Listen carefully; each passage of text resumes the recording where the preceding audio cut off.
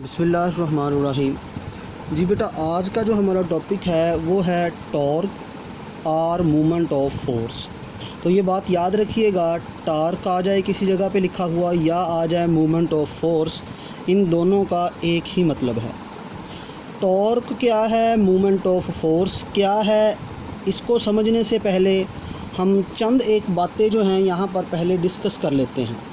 उन टर्मिनोलॉजीज़ को पहले हम अच्छे से समझ लेते हैं ताकि हमें टॉर्क या मूवमेंट ऑफ फोर्स जो है इसको समझना थोड़ा सा आसान हो जाए। तो सबसे पहले बात हम करेंगे एक्सिस ऑफ रोटेशन कि एक्सिस ऑफ रोटेशन है क्या। तो कोई भी जिस्म जो किसी ख़ास पॉइंट के गिर्द घूमता है, उस पॉइंट को याद रखिएगा हम नाम देते हैं पाइवोट पॉइंट से। ये मेरे पास एक ऑब्जेक्ट है, ये कोई भी ऑब्जेक्ट हो सकता है, और ये है एक इसका पॉइंट। अब ये पॉइंट के गिर्द ये जिस्म इस तरह से रोटेट कर सकता है ऐसे। तो ये जो पॉइंट है, इस पॉइंट को नाम दिया जाता है पाइवोट पॉइंट। अब पाइवोट पॉइंट से जब हम एक लाइन ऐसे बिल्कुल सीधी गुजार देंगे ऊपर को, और जिस्म उस लाइन के ऐसे सराउंड करना शुरू हो जाएगा, रोटेट करना शुरू हो जाएगा, तो उस लाइन को कहा जाता है एक्सिस ऑफ रोटेशन से। ये एक ऑब्जेक्ट है, अब इस ऑब्जेक्ट में ये जिस्म ऐसे टर्न कर रहा है। तो ये जो जिस्म इस तरह से टर्न कर रहा है, रोटेट कर रहा है, ये इस पॉइंट के गिर्द रोटेट कर रहा है। और ये वाला जो पॉइंट है, इसके अंदर से जो लाइन गुजरेगी, इसको हम नाम देते हैं एक्सिस ऑफ रोटेशन। अब अगर यहाँ पर बात की जाए ये डोर की, तो दरवाज़ा जो है ये अपने इन हिंज के इर्द गिर्द रोटेट कर सकता है, यानी दरवाज़ा अपने कब्ज़ों के आगे पीछे टर्न करता है, रोटेट करता है। वो लाइन जो हिंज के ऊपर से या अंदर से ऐसे ऊपर से नीचे गुज़रती है, इस लाइन को हम नाम देते हैं एक्सिस ऑफ रोटेशन। इसी तरह से अगर हम बात करें इस स्टॉप कॉक की, यानी ये एक नल दिखाया गया है, इसमें ये इसका स्टॉप कॉक है। ये नल जो है ऐसे इसके गिर्द टर्न कर सकता है, और ये लाइन जो यहाँ से ऐसे गुजर रही है जिसके गिर्द ये टर्न कर सकता है, इस लाइन को कहा जाता है एक्सिस ऑफ रोटेशन।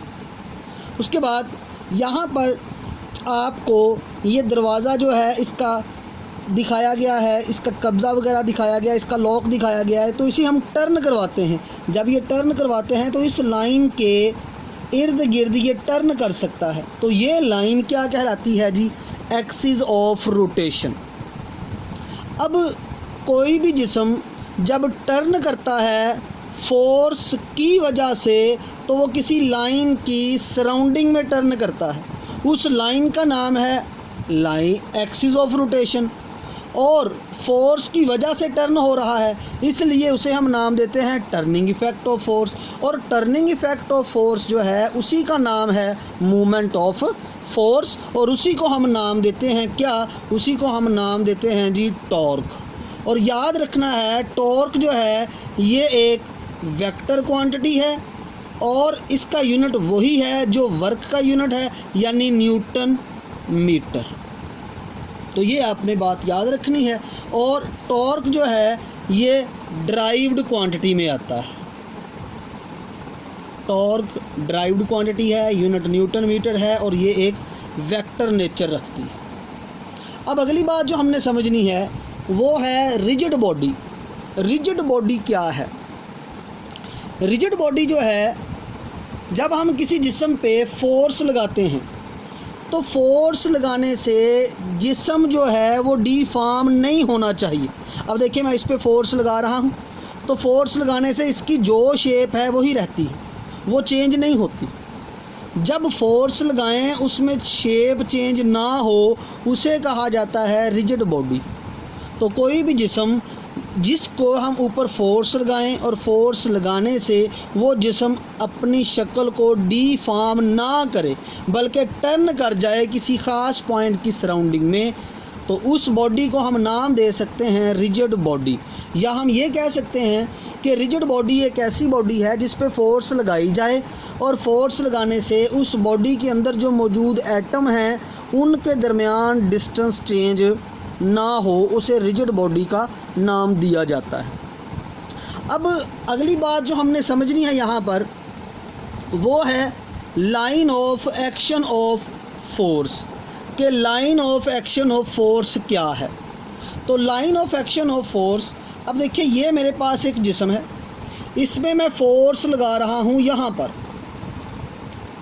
तो ये पॉइंट जहाँ पर फोर्स लग रही है इस पॉइंट के अंदर से मैं एक लाइन गुजार देता हूँ। वो लाइन, जिस लाइन के ऊपर मैं फोर्स लगा रहा हूँ जिस्म पर, उस इमेजिनरी लाइन को या उस फर्जी लाइन को हम नाम देते हैं line of action of force.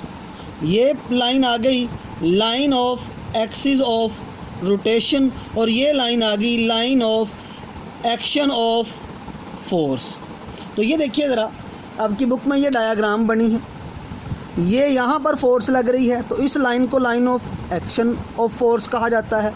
ये लाइन जिसके गिर्द जिस्म ने रोटेट करना है, घूमना है, उसको हम नाम देते हैं एक्सिस ऑफ रोटेशन। तो ये हमने बात समझ आ गई कि जहाँ पर फोर्स लगती है उस पॉइंट के अंदर से जो लाइन गुजरती है उसे line of action of force कहा जाता है। ये एक्सिस ऑफ रोटेशन जिसके गिर्द जिस्म ने घूमना है। Line of action of force और एक्सिस ऑफ रोटेशन, इन दोनों के दरमियान जो फासला होता है उसे कहा जाता है मोमेंट आर्म।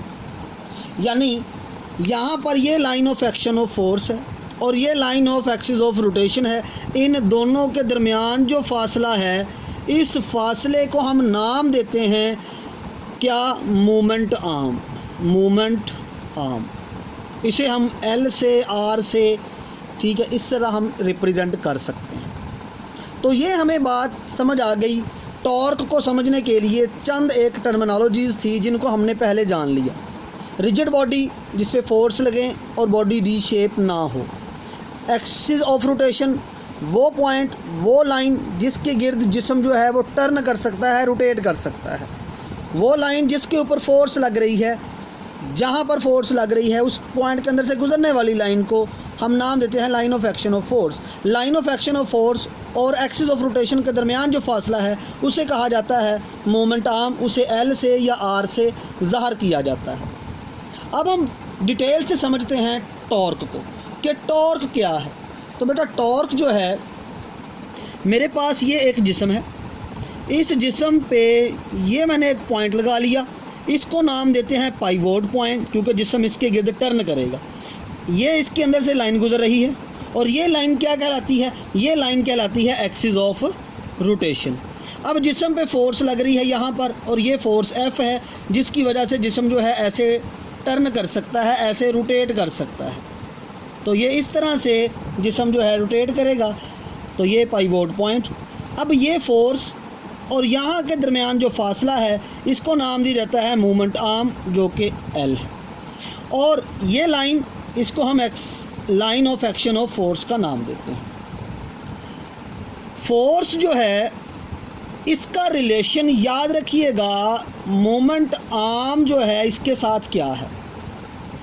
फोर्स और मोमेंट आर्म इनका आपस में इन्वर्स रिलेशन है। जितना मोमेंट आर्म ज़्यादा होगा फोर्स उतनी ही कम लगेगी और जिस्म जल्दी से टर्न कर जाएगा। फोर्स अगर हमने ज़्यादा लगानी है तो मोमेंट आर्म हमें कम करना होगा। तो मोमेंट आर्म अगर कम होगा तो फोर्स आपको ज़्यादा लगानी होगी।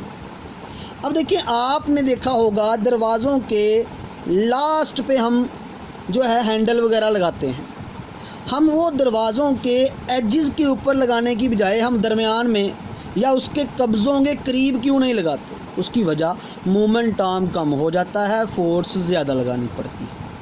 अब ये एक रिलेशन आपने याद रखना है कि फोर्स का और मोमेंट आर्म का इन्वर्स रिलेशन है। जब हम इस प्रोपोर्शनैलिटी को ख़त्म करेंगे तो यहाँ पर एक कांस्टेंट आएगा, तो ये हमारे पास आ जाएगा F इज़ इक्वल टू, यहाँ पर कांस्टेंट हम टॉ मान लेते हैं, ओवर L। इसको ख़त्म किया तो एक अलामत आ गई बराबरी की और साथ में एक कांस्टेंट आ गया टॉ।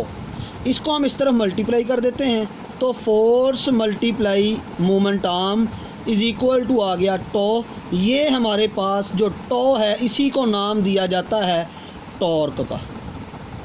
तो ये है हमारे पास टॉर्क, और टॉर्क की जो डेफिनेशन है कि जब हम किसी जिस्म पे फोर्स लगाएं और फोर्स की वजह से उसके मोमेंट आर्म के साथ वो जिस्म क्या करे, किसी ख़ास लाइन के गिर्द रोटेट करना शुरू कर दे, उसे हम नाम देते हैं टॉर्क, जो क्या कहलाता है, टर्निंग इफ़ेक्ट ऑफ फोर्स।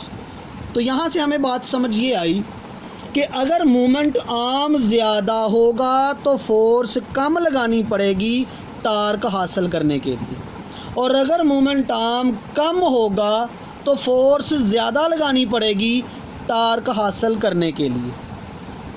अब ये हमारे पास इसका फॉर्मूला है जिसको हमने याद करना है। तो tau is equal to F cross L, और बाकी बात बता चुका हूँ आपको कि ये एक वेक्टर क्वांटिटी है, और ये हमारे पास एक इसका यूनिट जो है वो न्यूटन मीटर है, और ये ड्राइव क्वांटिटी है। तो यहाँ तक हमने इसको डिस्कस करना है।